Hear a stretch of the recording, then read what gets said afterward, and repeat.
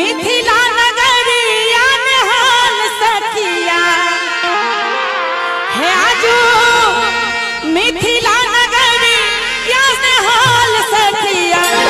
एक बेर दुनू जुगल जोड़ी के लिए सब गोटे ताली बजा कर कहबे कि चारू दुल्हा में बड़का कमाल सखिया है, चारू दुल्हा में बड़का कमाल सखिया है। मिथिला नगरिया में हाल सखिया है, मिथिला नगरिया में हाल सखिया। जहाँ सबके गर्व हुआ है कि विष्णु अवतार श्री राम हमारा मिथिला में पाहुन बन के आए छलथिन। एक बेर ताली बजा देबे सब गोटे कहबे कि चारू दुल्हा में बड़का